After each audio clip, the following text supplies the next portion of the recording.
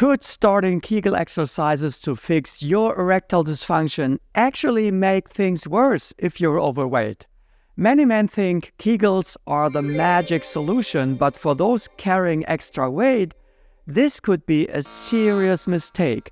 Obesity doesn't just affect your heart and joints, it can also throw your pelvic floor off balance.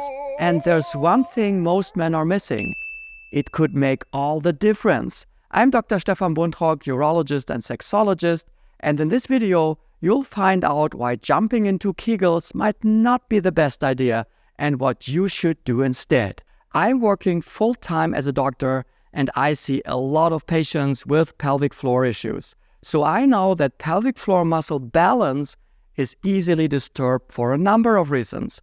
If you believe that Kegel exercises are the panacea method for your troubles, or even for boosting your sexual performance, you are mistaken. A basic principle applies: the right therapy for the right patient. Kegel exercises can be a good thing for a weak pelvic floor. Used in an overactive pelvic floor, they will make things much worse. Let's have a look at what happens in obesity. In principle, it weakens the pelvic floor because of the excessive weight. Just imagine many kilos pressing down on this delicate composition of muscular layers that coordinate movement, defecation, and sexual function. This permanently increased pressure potentially weakens the pelvic floor. Obesity is often linked to bowel problems. Constipation is a frequent complaint. Constipation leads to straining, which increases the pressure on the pelvic floor. Also, straining may weaken the pelvic floor muscles. Being overweight or obese may also have a negative impact on the connective tissue of the body. This is another factor for the pelvic floor working less efficiently. There's a link between lack of physical activity and body weight.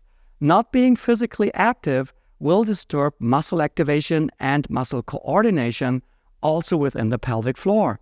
This will also weaken the muscles. Although it sounds easy, obesity may also lead to pelvic floor overactivity.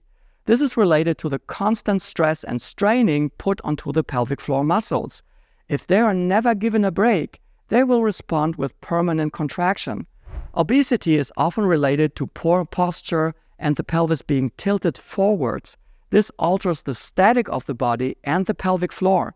Again, the muscles of the pelvic floor will become overactive. The symptoms are quite similar. In men, we are talking about things like urinary urgency, urinary incontinence, defecation problems, sexual dysfunction, and pelvic pain. This can be related to both over- and underactivity. Even an overactive pelvic floor may appear weak. When the muscles are permanently contracted, they can't contract any further. This can give the impression of weakness. Prolonged overactivity may also result in muscle fatigue, mimicking muscular weakness. This is why the symptoms of a weak and a tight pelvic floor are so similar that you won't be able to know yourselves what's wrong with you. For this reason, you need to consult an expert of the pelvic floor. You absolutely need an examination of your pelvic floor by someone who is trained and experienced with this. They will be able to tell you whether you have a problem with muscular weakness or overactivity. The therapy will be tailored according to these findings. Reducing weight will be the cornerstone of any kind of therapy.